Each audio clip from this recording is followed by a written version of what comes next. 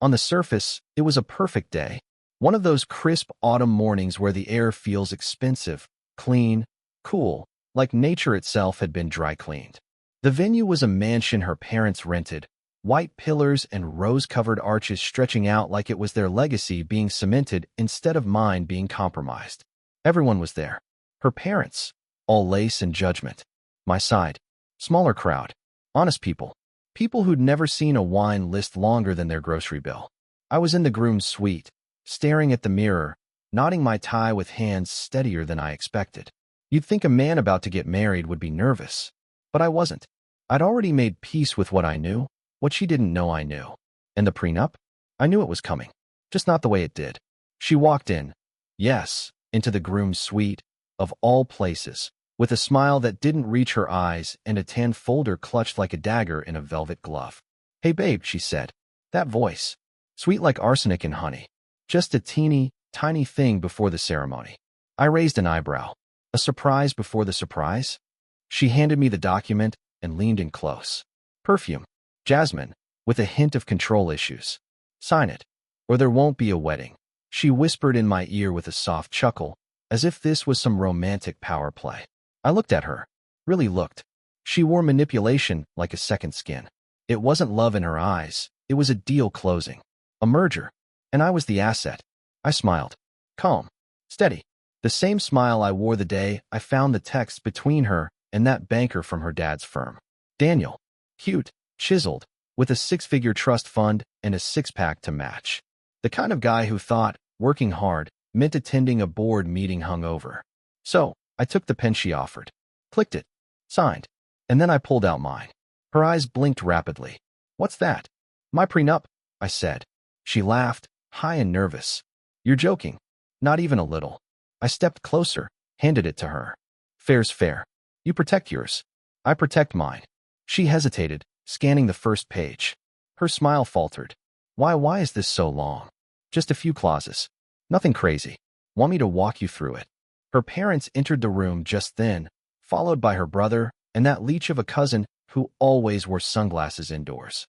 I handed her father a copy. He read the first page, then his mouth went slack. "This gives him 50% of any inheritance you receive, only in the event of infidelity," I said cheerfully. "And also, a clause about any undisclosed debt she brings into the marriage being fully assumed by her side. I figure we're being transparent here." Her mother clutched her pearls, literally. "That's absurd. You're asking her to sign away her birthright." "No," I said. "I'm asking for parity. She wants protection. So do I." My bride, well, almost bride, was frozen. Pale. Her fingers trembled. And I wasn't done. "You should also know," I continued, pulling out a small, sleek black envelope, "that I had my lawyer run a background check. Those credit cards your darling daughter opened under a business alias 2 years ago. Yeah, those aren't as hidden as she thinks." She looked at me then, not like a woman looking at her husband, like a gambler realizing the house had rigged the deck. This isn't." "I didn't. You told me to sign or there wouldn't be a wedding," I said, handing her a pen. "Your move." Silence. You could hear the breath catch in the throats of her entire family. That mansion, that ceremony, those 200 guests sipping champagne outside. It all hung in the air like a house of cards on the edge of collapse. She didn't sign. She couldn't. I watched her father slowly fold the prenup and slide it into his pocket like it was radioactive. The room was quiet. Cold. So I turned, straightened my tie, and walked out. And let me tell you, when I stood at the front steps, looked out at the gathered guests, and said, "Ladies and gentlemen, there's been a change of plans. The bride has decided not to commit." I've never heard gasps carry like that before. I didn't storm off. I didn't yell. I smiled. Because that was the moment I took my life back. You don't just wake up one day with a prenup shoved in your face unless there's groundwork behind it. Unless the person across from you doesn't see you as a partner, but a mark. And let me tell you, the con started long before the ceremony. We met at a fundraiser. One of those pretentious, save the orphans while wearing $800 shoes galas. I was there because my buddy owns the venue and asked me to help troubleshoot some tech. I wasn't dressed for champagne and canapes. I was wearing a rolled-up shirt, calloused hands, and the look of a man who solves problems, not poses for pictures. She zeroed in on me like a heat-seeking missile. "You don't look like you belong here," she said, smiling over the rim of her glass. "That makes two of us," I replied, nodding at her heels. "Those shoes look like they've never touched dirt." She laughed. God, it was a good laugh, bright, unrehearsed. Or so I thought. Looking back, it wasn't a laugh. It was bait. From that night on, she was relentless. Showing up at my office with lunch, texting me good luck before meetings, remembering the names of my nieces. The whole "I'm not like those other girls" act performed with Oscar-winning precision. I fell hard. And why wouldn't I? She made me feel seen, respected. Like I wasn't just some guy who climbed out of a blue-collar pit to build something real. I thought I'd found a woman who didn't care that I didn't come from money. But what she really loved wasn't me, it was the story. The grind. The trajectory. I was her investment portfolio. A startup she could mold into something Instagrammable. The first red flag should have been the way she talked about her exes. Oh, they were so into their work, never had time for me. All they cared about was their career, not the future. It sounded like warning signs at the time. Turns out it was foreshadowing. See, she wanted someone driven, just not someone who drove in his own direction. 6 months before the wedding, I got my first real clue. I was working late, trying to finalize a contract that would scale my business into a new market. She called, said she was going to a wine tasting with her old college girlfriends. Cool. Whatever. Enjoy. At around 11 p.m., my buddy Jason, bartender at the swanky place across town, sends me a text. "Yo, isn't this your fiancée?" Attached? A picture of her, leaning in a little too close to a guy in a tailored charcoal suit. Laughing. Elbow on his arm. Nothing obvious, nothing I could accuse her of. But it was enough to make my gut whisper. So I started listening. I didn't go full stalker mode. I didn't need to. I just started watching. Not her them. Her friends. Her phone habits. Her reactions when I mentioned names. When I casually brought up Daniel's firm. When I asked simple questions like, "Hey, who were you texting?" Every answer was just a little too smooth. That's when I hired the PI. He was ex-cop, quiet, discreet. Old school guy who believed in hard facts over suspicions. Within 2 weeks, he sent me a folder so thick I had to set it on my lap to read it. Receipts from hotel rooms. Dinner tabs charged to his account, later paid by hers. Text transcripts pulled from cloud backups, some sweet, some, let's say, anatomically descriptive. Her wine tastings? They were tastings, all right. Just not of anything sold in bottles. I remember sitting in my truck that night, engine off, folder in hand, while the rest of the world kept turning. Funny thing? I didn't cry. I didn't scream. I laughed. Not the kind of laugh that comes from humor. The kind that comes when the final puzzle piece clicks into place. Because suddenly, everything made sense. Her sudden push for a destination wedding, something quick, hard to back out of. The way she insisted on me meeting her family after the engagement. And then the kicker, her surprise prenup, delivered like a dagger wrapped in silk. She didn't see me as a man. She saw me as a sucker. But she forgot one thing. I didn't grow up in cocktail lounges and catered brunches. I grew up around poker tables, uncles who hustled mechanics, and a father who taught me the difference between silence and strategy. So I smiled. And I planned. They say revenge is a dish best served cold, but I wasn't interested in serving it. I was cooking it slow, marinating it in her expectations, searing it with silence, and plating it up the day she thought she had me cornered. After the folder, the receipts, the hotel bookings, the texts, I didn't storm out. I didn't confront her. That would have been too easy for her. She'd cry, deny, gaslight, maybe even spin it around into how I wasn't present or emotional enough, and that's why she had to find comfort in another man's bed. Please. I'd seen how these stories end for guys like me. The moment you show anger, they call you unstable. The moment you forgive, they call you pathetic. So I chose the third path, the one they never expect. I played dumb. Not the kind of dumb that ignores the signs. No, I played the kind of dumb that watches while you dig your own grave, then hands you the shovel with a smile. A week after the folder landed in my lap, she came home late again. "Sorry, babe," she said, kissing my cheek. That networking event ran long. Networking. That's what she was calling Daniel now. "No worries," I replied. "You're building your empire, right?" She beamed, not noticing the double meaning. "Exactly. You always understand." "You bet I do."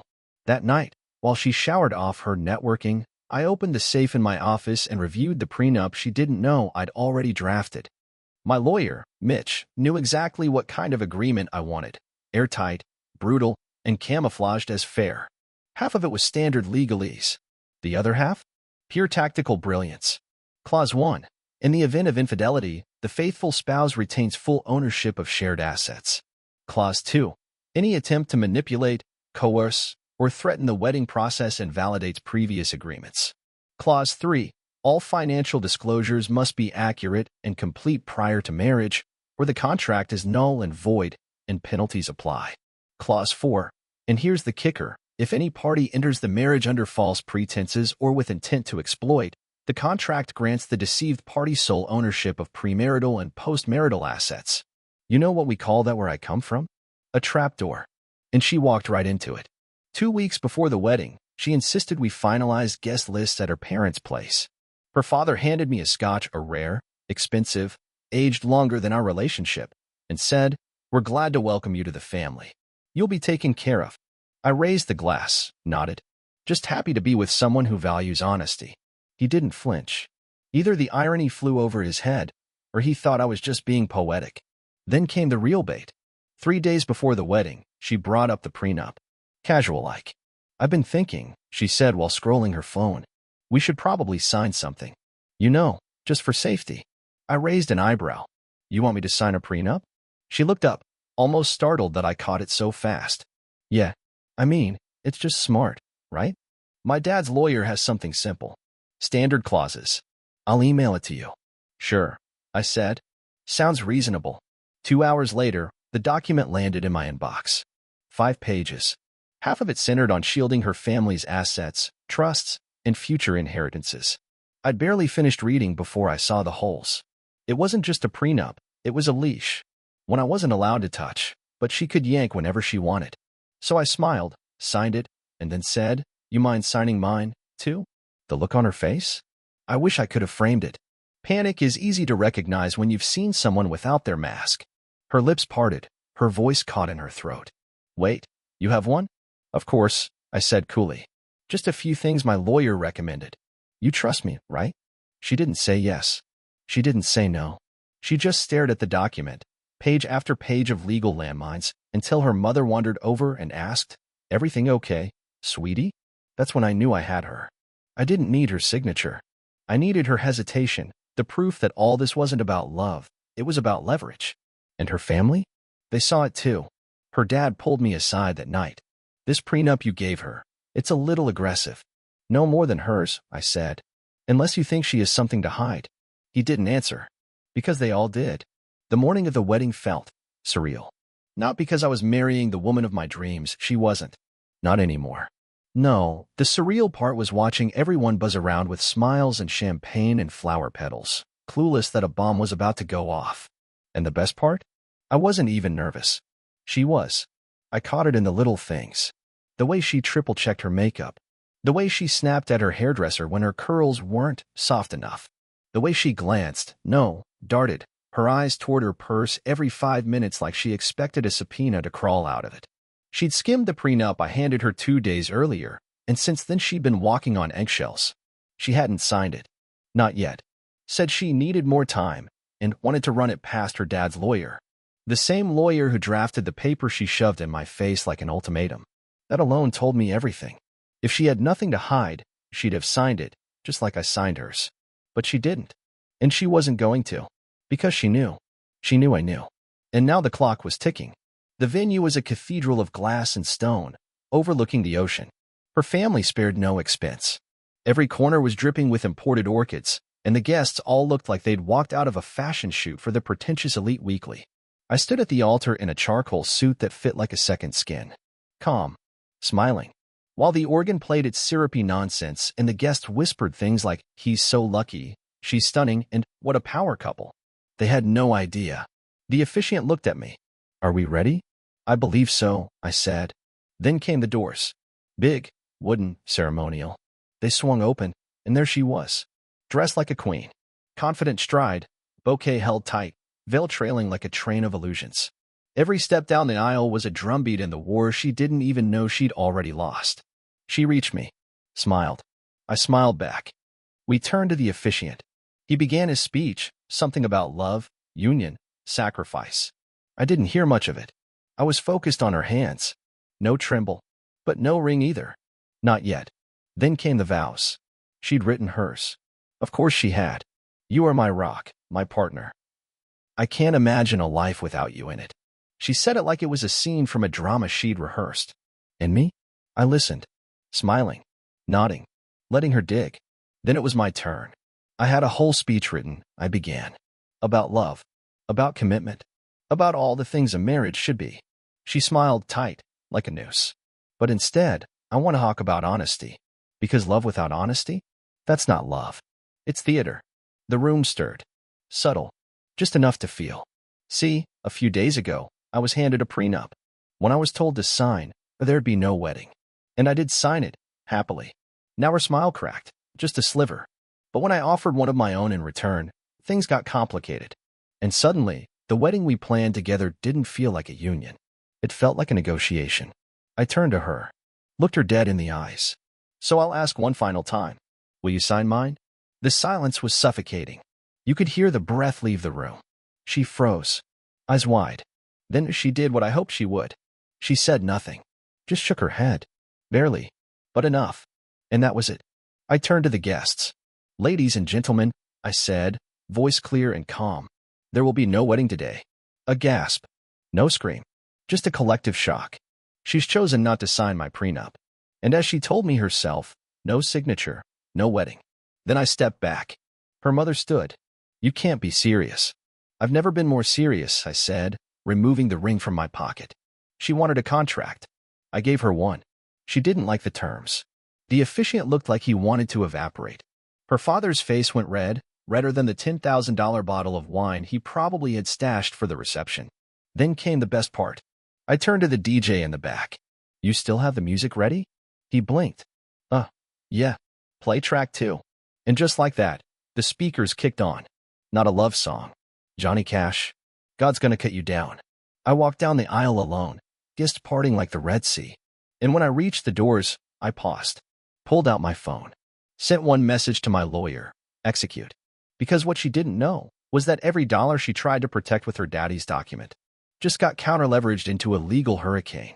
And all those receipts I'd collected, they were already in her email inbox, CC'd to her father, her mother, Daniel's fiancé, and, because I'm thorough, her employer's HR department.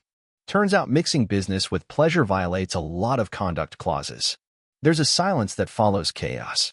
Not peace, not calm, just vacuum. The kind of stillness where everyone's lips are shut but every mind is screaming. That's what it felt like the moment I walked out of the wedding that wasn't. The Johnny Cash track faded behind me like a funeral procession for lies. I didn't slam the door. I didn't look back. I let her stew in it, her dress, her disappointment, her dynasty of illusion. That silence? That was her reputation deflating in real time. I stepped into my car, one I paid for in full, unlike the leased Rolls her dad was planning to gift us as a wedding present, and sat still for a moment. Let the air cool around me. Then my phone vibrated. Subject line, prenup, urgent. From her father's attorney, barely 30 minutes after I left. That fast. Mr. Redacted, we were hoping to have a conversation about the language in your prenup and see if some flexibility could be established before any public statements are made. Please advise your availability. I didn't reply. Because the public statement? Oh, it was already made. Loud and clear. And not by me, but by her. Every person in that room watched her choke on her own terms. And now, the image of her standing at that altar, speechless in a six-figure dress, was burning a hole through every social circle her family ran in. Let me back up a bit. Remember how I said I'd sent the folder to her email? And her father's? And Daniel's fiancé? Yeah, I wasn't done. A few hours after walking out, I got confirmation that every attached file had been opened, viewed, some even downloaded. But what hit hardest wasn't the evidence, it was the implications. See, Daniel? Mr. Bachelor of the Year? He was already under review at his firm for suspected insider trading. I knew because one of my clients is his firm. Small world, right? The text between him and my ex-fiancée, intimate, timestamped, and loaded with casual references to smoothing over the acquisition pitch and leaking the deck, were more than scandalous. They were career-ending. So while she was drying her mascara in a dressing room, Still trying to convince her parents that I was overreacting, Daniel was busy getting locked out of his company laptop and escorted out of the building. My phone rang. Unknown number. I answered. Is this necessary? Came her father's voice. Calm, but thin, like stretched glass. Yes, I replied. Because you all made it necessary. You embarrassed her. No, I said, she embarrassed herself. I just gave her the chance to make a choice. She did. He paused. You've made some powerful enemies today, son. I've made one less mistake, I said. Let's call it even. Click. The next day, the tabloids picked it up. Tech entrepreneur calls off wedding at altar. Sources say infidelity sparked the fallout. Photos showed me walking out alone, stoic. Another showed her mid-aisle, eyes wide, bouquet forgotten like a prop from a show gone wrong. My inbox was flooded. Old friends. New clients.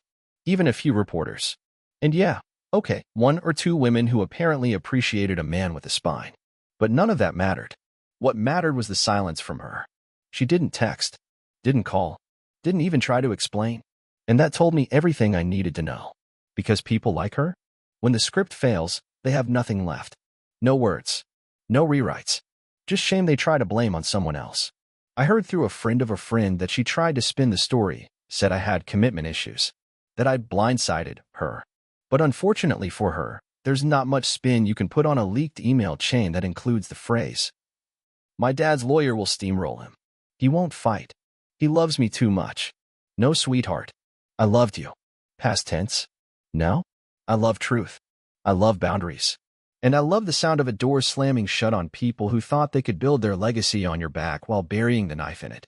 You ever watch dominoes fall in slow motion? That moment right after the first piece tips, where momentum isn't just expected, it's inevitable? That was the week after the wedding that wasn't. People always think betrayal stays between two people. It doesn't. It's radioactive. It leaks. It corrodes. It poisons everything it touches, especially when the betrayer spent years selling a sanitized version of herself to the world. Let's talk fallout. First came her friends. You know the type, champagne brunchers with curated laughs and Instagram bios that read, boss babe, dog mom, manifesting millionaire. They started disappearing like flies in a heat wave. Not because I said a word, because I didn't have to. See, in every friend group like hers, there's one person who doesn't buy the fairy tale. Someone who knows. Someone who's heard the whispered complaints, the offhand remarks like, God, he's so naive, or what's the point of dating someone who doesn't even come from money? One of them messaged me. Didn't say sorry.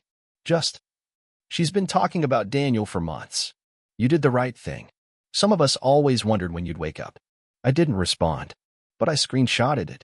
Because you never know when people will start rewriting history. Then came Daniel. Or rather, what was left of him.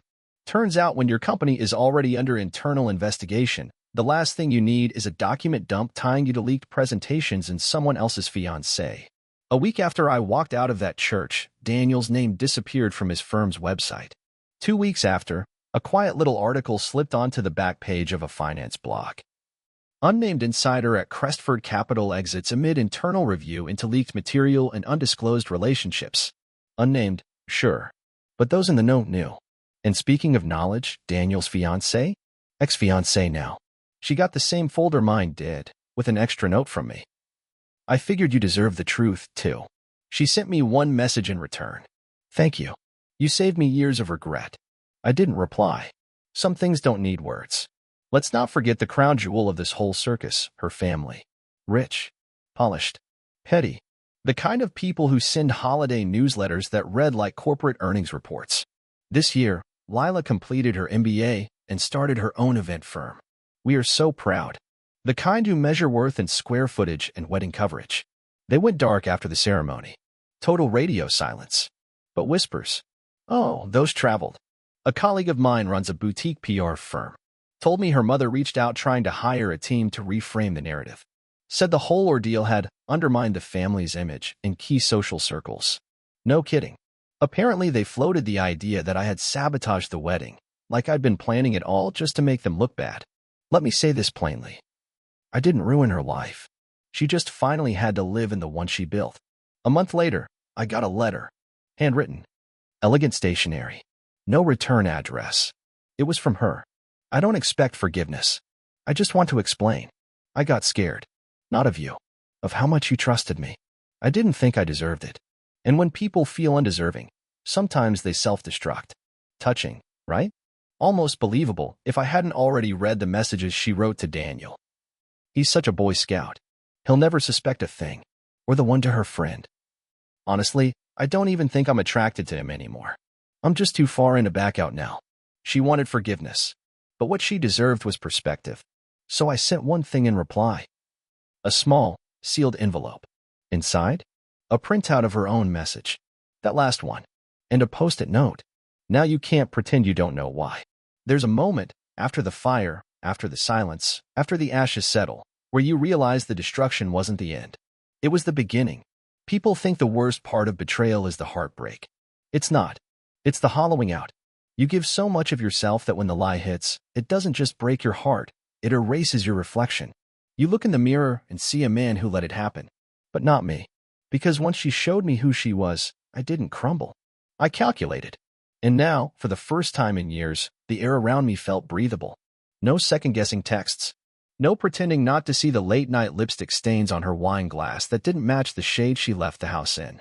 No more gut feelings I had to swallow in the name of trust. Just quiet. Solid. Mine. I threw myself into my work. Not as an escape. As a declaration. The tech firm I'd been building while she was busy networking with Daniel? It wasn't just surviving, it was scaling.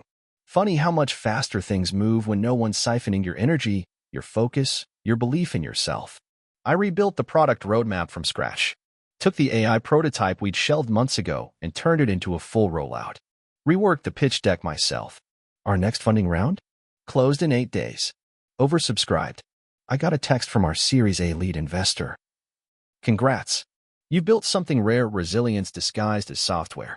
He didn't know the half of it. And then came the house. Our house. The one we were supposed to move into after the honeymoon. 4 bedrooms. Marble countertops she insisted on. A chandelier that cost more than my first car. She'd begged me to keep the title in her name for family optics. I didn't. I'd put it in a trust. My trust. Which she never bothered to ask about, because she never thought I'd outthink her. The day the movers came to haul away her pre-wedding designer shipments, dresses, decor, those ridiculous gold-accented espresso cups, I sat in the front room with a coffee from the gas station down the street. No gold. Just cardboard and bitter roast. The real kind. The kind that doesn't lie. The delivery guy who brought in my new couch looked around and whistled. Nice place, man. Yeah, I said. It's better now. The thing is, I didn't go scorched earth. I didn't need to. I didn't torch her online. I didn't blast her on social media. I didn't throw dirt in the press. She did all that herself. One by one, people started seeing her without the editing. Friends stopped answering her calls. Even her cousin, the one who tried to flirt with me at the engagement party, messaged me saying, "You know she's trying to twist this, right? That you just got cold feet." I replied with 3 words. Check your inbox. 30 seconds later. Yikes. She's finished. Yeah, but I wasn't. I started saying yes more. To work trips. To dinners with old friends. To invitations I used to dodge because she might get jealous, or worried, or bored. I'd always thought my world had to shrink to make room for a relationship. But now, it was expanding. The apartment I kept post-wedding was simple. Efficient. The walls didn't echo with suspicion. The fridge wasn't full of overpriced vegan horseshit. The bed didn't feel cold, it felt earned. Freedom doesn't always come with fireworks. Sometimes, it comes with a clean email inbox and a damn good night's sleep. And then one night, around 2 a.m., I got a message. Blocked number. No name. Just a single sentence. Do you ever miss me? I stared at it for a long moment, then deleted it. Because here's the truth. I don't miss her. I miss the man I thought I could be with her. But now, I'm becoming the man I was meant to be without her. They always come back. Not because they love you. Not because they've changed. Not because they've seen the light. No, because their comfort ran out. Because the other guy didn't save them. Because they thought you'd be the backup plan, the soft place to land. She came back on a Tuesday. Funny how it's always a Tuesday. Never a dramatic weekend. Never a tearful knock on your door at midnight. No, Tuesday. Boring, average, calculated. Like her. It started with an email. Subject, closure. The body of the message was exactly what you'd expect from someone who's never had to own consequences. Hey, I don't know what I'm expecting by writing this. Maybe just closure or clarity. I know I hurt you. I've had a lot of time to reflect, and I realize now how much damage I caused. I'm not asking for anything, just hoping we can talk. Just once. Please. It was signed L. Not love, not her name, just L. Like she was afraid even her name might trigger a recoil. I didn't reply. Instead, I let it sit. Let it ferment like a bad bottle of white left open in the sun. 3 days later, a second email arrived. I saw the news about your company. Congratulations. You really did it, didn't you? Attached, a picture from the local business journal. Me, standing in front of a giant screen, our new AI rollout behind me. Suit pressed. Smile clean. No ring. I didn't reply to that either. But I knew what she was doing. This wasn't about closure. This was about relevance. About reminding me she existed. She saw me rising, and her stomach couldn't take the altitude. And then as she crossed the line. Saturday. I was at the gym. Light day, just a bit of lifting, nothing fancy. I walked out, wiped down, grabbed my keys, and saw her car parked 2 rows down. Silver BMW. Still registered to her father's firm. Couldn't miss it. She didn't get out. Just sat there, watching. I walked over, leaned down by her window, tapped once. She startled like she'd seen a ghost. I gave her a look. Flat. Measured. She rolled it down halfway. Her voice cracked. I didn't know where else to go. You had plenty of places to go, I said. You just burned them. I just wanted to talk. No, I said, standing up. You wanted attention. But you don't get to come back just because the man you bet on folded. Her mouth opened. Closed. I turned and walked away. That should have been the end. But she couldn't help herself. 3 days later, my assistant buzzed me. There's a woman here to see you. No appointment. I didn't have to ask who. I walked to the glass doors of my office. There she was, hair curled, makeup subtle, dress modest. The "I'm not here to seduce, I'm here to apologize" outfit. Scripted. I didn't open the door. I just stood there, arms crossed. She looked at me, and for once, I saw it. Desperation. Not the panic of someone losing love. The fear of someone losing control. She mouthed, "Please." I shook my head, turned, walked back to my desk. She waited there for 20 minutes, then left. Later that night, another message. I don't know who you are anymore. I smiled when I read it. Because she was right. I'm not the man who would have let her stay. Not the fool who would have believed the tears. Not the guy who thought love meant enduring betrayal just to keep the dream alive. I buried that man the day she handed me a prenup with a smile and a threat. And what rose from those ashes? A man who doesn't chase closure. He builds it. They say the truth always comes out. I used to think that was a nice idea people told themselves when they didn't have the guts to go find it. But I've learned something since this all started. The truth doesn't just come out, it crawls out, slow and ugly, from the mouths of cowards once their shelter starts leaking. The confessional came in the form of an unexpected text. "Hey man, can we talk?" It was from Ryan. Not a close friend. Not even someone I particularly liked. Just a fringe guy, one of her friend's boyfriends.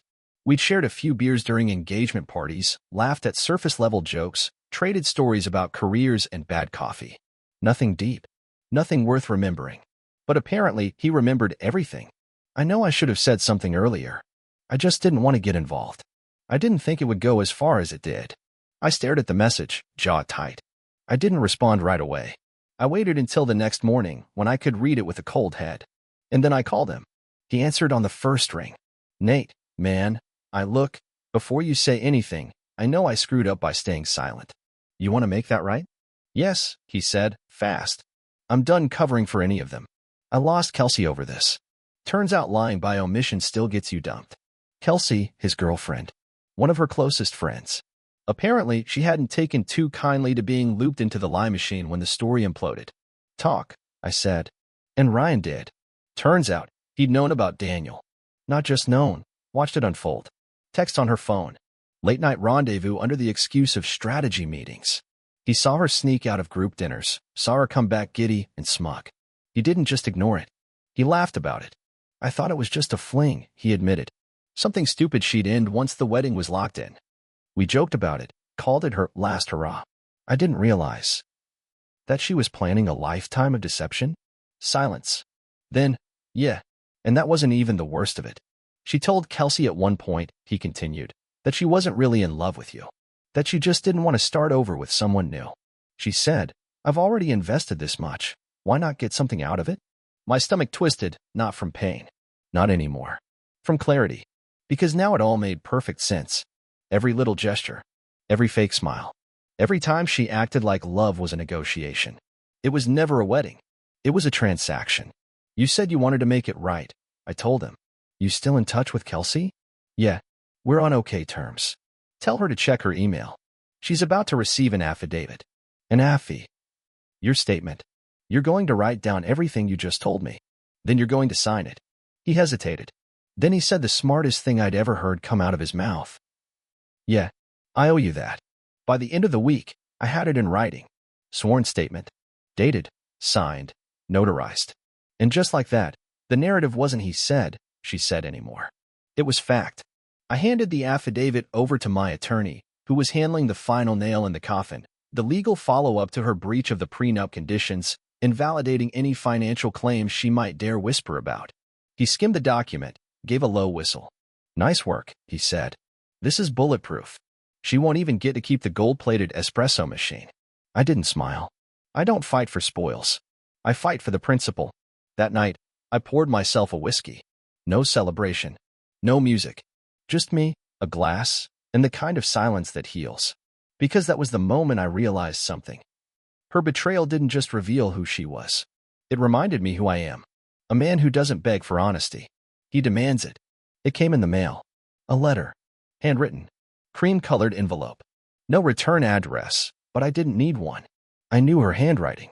Perfect, practiced, like everything else about her, designed for appearances. Inside was a folded sheet of heavy linen paper, like the kind you'd use for invitations or apologies you want to look more expensive than sincere. It began with my name. No, dear. Just Nate. I know I've lost the right to ask for anything from you. But if there's any shred of our history left, I just want one thing. 1 hour. Face to face. Just to say everything I couldn't say when it mattered. Not to explain. Just to see you. One last time. If you're willing, I'll be at the Overlook next Sunday at noon. That was it. No drama. No blame. Just a final chess move. One last opening. I read it 3 times. Not because I was conflicted, but because I wanted to be sure I wasn't. Then I folded the letter and fed it into the shredder. That Sunday, I didn't go to the Overlook. But I did send something ahead. An envelope. Hand-delivered. Inside was a single Polaroid. Not of her. Not of me. It was the wedding venue. Empty chairs. Wilted flowers. The altar abandoned. Sun slicing across the polished floor where she once stood holding a pin she refused to use. And on the back, written in black ink. This was your choice. I was just the first one who wouldn't lie to you about it. I never got a reply. And that was the point. Because sometimes the most brutal confrontation is the one you don't give. The one where you let the other person sit alone with what they've done and realize no one's coming to save them. She waited. I know she did. Because people like her don't let go until they've had their say. Until they've cried on command. Until they've spun a story where they're the victim of their own betrayal. But not this time. This time, the curtain dropped with no encore. No applause. Just silence. And me? I spent that afternoon walking the trail behind my apartment. The trees were just starting to burn orange, leaves breaking loose and drifting down like a soft rebellion against what used to hold them. That's how it felt. Like the last pieces of her were falling off me. And I wasn't reaching to catch them. Rebuilding doesn't mean replacing. It means redefining. After her, I didn't dive into dating apps or chase quick fixes to prove I was still desirable. That wasn't the wound she left me with. It wasn't about pride or loneliness. It was about clarity. About taking my time to see what kind of man I'd become without the weight of performance, pretense, and manipulation wrapped in a pretty dress. For a while, I kept things simple. Work, gym, whiskey, silence. It was enough. Then one day, out of nowhere, because that's how all the good things show up, she appeared. And no, this isn't some fairy tale where love shows up with soft lighting and indie music swelling behind a montage. This was real. It started at a bookstore. Yeah, a bookstore. I was killing time between meetings, browsing the psychology section, ironically or not, depending on how you look at it, when I heard someone mutter under their breath, "This is all just rebranded common sense." I turned. There she was. Jeans, messy ponytail, a leather jacket that looked like it had lived a few stories. She caught me staring and smirked. Don't tell me you're actually buying that one, she said, nodding at the book in my hand. I was considering it. Don't. The author's a hack. She tells people to meditate their way out of generational trauma. I laughed. Not a polite chuckle. A real one. She grinned. If you want something useful, try this. She handed me a different book. Less flashy cover. Fewer blurbs. More substance. She walked off after that. Didn't wait for thanks. Just left me there with a book in my hand and a question in my head. 3 days later, I saw her again. Same bookstore. This time, I said something. This seat taken? She looked up. It is now. We talked for an hour. Then 2. No small talk. No flexing. Just real. She asked about my work. I told her. She didn't swoon or fake interest. She asked smart questions. Challenging ones. When she talked about her life, her job, her past mistakes, there was no performance, no humble bragging or social media humility. Just honesty. It didn't feel like fireworks. It felt like peace. Weeks passed. We met for coffee. Then dinner. Then a weekend hike that nearly killed me because I tried to pretend I was in better shape than I was. She didn't let me live that down. She never once asked about her, my ex. She didn't dig. She didn't need to. Because people who respect themselves don't chase ghosts. But eventually, one night over a bottle of wine and a thunderstorm outside, I told her anyway. Everything. Not because I needed sympathy. Because I wanted transparency. She listened. Quietly. And when I finished, she didn't say, "I'm so sorry you went through that." She said, "You didn't deserve that. But you handled it like a man who knows exactly who he is." And that's rare. I didn't reply right away. Just looked at her. Really looked. And for the first time in a long time, I didn't feel the urge to brace for betrayal. We're not labeling anything. Not yet. No rushing. No fairy tale. But I'll say this. She doesn't make me feel like I need to earn peace. She just lets me have it. And after everything I walked through to get here, that's the real upgrade. Not a new woman. A new standard. The past doesn't knock. It doesn't send a warning or ask for permission. It creeps in, uninvited, unwanted, and far too familiar. It started with a voicemail. I was at the office, finishing up a meeting with a potential investor. Things were sharp. Clean. My pitch landed. Their questions were smart. And by the time they left, I already knew the deal was closing. I felt good. Solid. In control. Then I saw the missed call. Blocked number. No message transcription. Just the little speaker icon, blinking at me like a ticking bomb. I played it. Her voice. Quieter than before. Shaky. "Nate, it's me. I know I'm the last person you want to hear from. I wouldn't call if it wasn't important. I need to talk to you. It's about something that happened after the wedding. Something that affects you. Please, call me." No details. No timeline. Just that pause at the end, the kind you leave when you're hoping the silence says what the words can't. I didn't call her back. But I didn't delete it either. Because something that affects you isn't the kind of phrase you ignore. Especially not from someone who made a habit of hiding knives and wedding cake frosting. I sat with it for 2 days. Didn't tell anyone. Not the guys at work. Not the woman I'd started seeing. Kept it in a drawer in my mind, next to the files marked unfinished business and people who still owe me the truth. Then curiosity lost to caution. I called my attorney instead. Told him about the voicemail. Gave him permission to dig. Not just on her, but on anything tied to my name that had shifted in the last 6 months. Property. Accounts. Contracts. Registries. He called back 2 hours later. "You're clean. No pending legal issues. No new debts. No surprise joint assets. But, there's a private health facility just outside the city." She checked in 3 weeks after the wedding was called off. Stayed for a while. Counseling. They don't list the reason, but it wasn't court mandated. I closed my eyes. Not out of sympathy. Out of suspicion.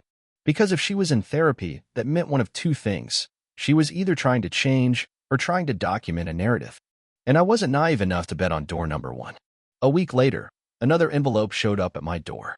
No name. No return address. Inside, one single piece of paper. It was a paternity test request form. Not filled out. Just a blank copy. Attached was a sticky note. "I don't want your money. I just want you to know. I don't even know if it's yours. But I thought you deserved the option to find out." No signature. No drama. Just another grenade, lobbed softly. I stared at that form for hours. Not because I was afraid. Because I was furious. Now, after months of silence, After the humiliation, the betrayal, the lies, now she wanted to plant that seed of doubt, toss it into my life like a live wire, and walk away, hands clean. There was a time I might have panicked. But that man, he's gone. I picked up the form, folded it, and slid it into a file cabinet labeled, "In case she escalates." Then I called my attorney again. "Draft me a statement. If she comes back, makes a claim, breathes a word of it, legally or publicly, I want a response locked and loaded. I'm not playing this game." "Already on it," he said. "And for what it's worth, she's flailing."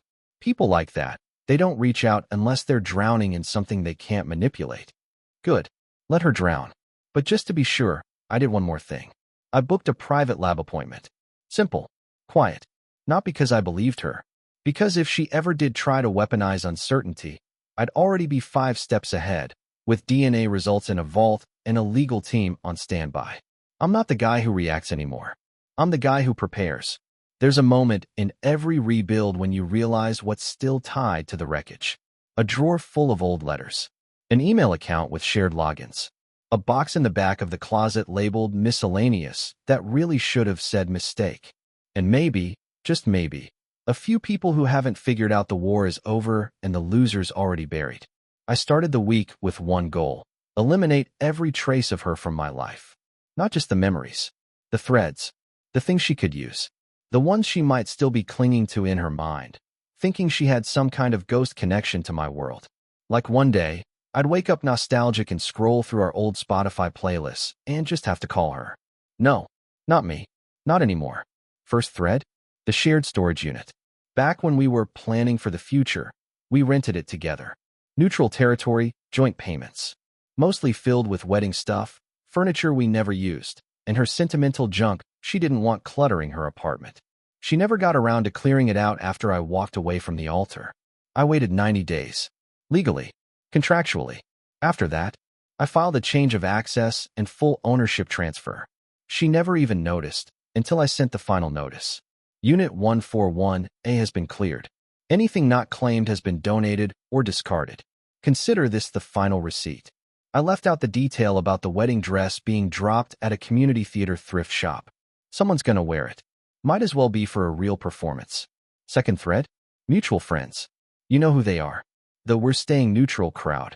The ones who said, "we're not picking sides," but kept showing up on her Instagram stories, clinking wine glasses and laughing like they weren't standing in the fallout zone she created. I didn't block them. I didn't need to. I just stopped answering their texts.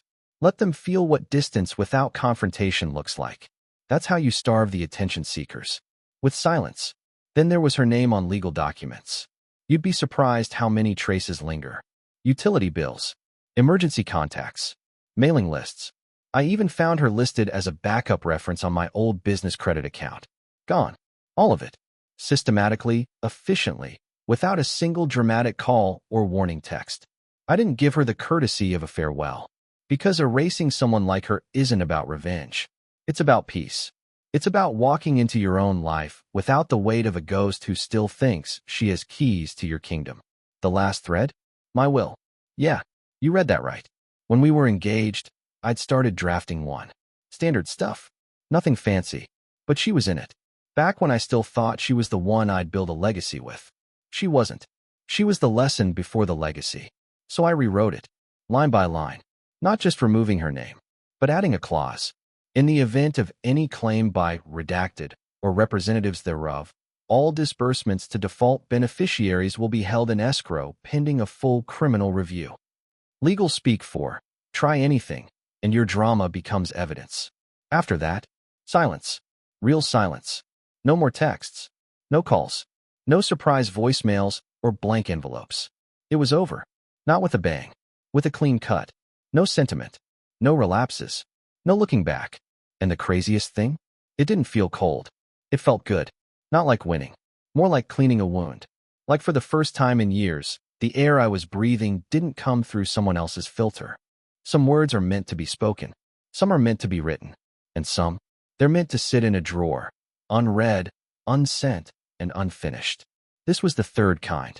A letter I started writing not long after the smoke cleared. Not out of nostalgia. Not for closure. Just to see if anything in me still needed to say something. Turns out, it did. but only once. It started like this. "You don't get to know who I've become." That was the first line. I remember writing it in a notebook I normally used for project notes and startup sketches. But that day, it wasn't about business. It was about exorcism. You don't get to know how much peace I've found in your absence. You don't get to know what it feels like to wake up and not brace myself for disappointment. You don't get to know the kind of love that comes after the storm, real, quiet, and earned. You don't get to know how it felt to walk away from the altar knowing I wasn't the one who failed. I was the one who finally saw through the act. I wrote pages. Not angrily. Not even bitter. Calm. Dead calm. You spent so long sculpting a version of yourself that could fool everyone. And for a while, you fooled me. That's not your talent. It's your tragedy. Because at the end of all this, what you lost wasn't just a man. You lost the last person who was willing to believe in the version of you that could have been real. I kept the letter tucked away in a folder marked private. Never sealed. Never sent. Because I realized she wouldn't understand it. She'd read it like a challenge, or worse, an invitation. A green light to respond. Defend. Reframe. She'd twist the calm into guilt, the clarity into cruelty. And I wasn't giving her one more performance. No curtain calls. No open doors. Just silence. Because the greatest letter I ever wrote was the one I refused to mail. It stayed in that drawer for a while. Until one night, I pulled it out, read it one last time, and tossed it into the fire pit on my balcony. Watched the flames curl the edges. Watched the ink melt. Watched the last trace of her disappear into smoke. Not out of rage. Out of release. Because there's power in the words you don't say. In the answers you never give. In the dignity of walking away without needing them to know why. And now, she doesn't get to know who I've become. But I do. And that's the only truth that matters.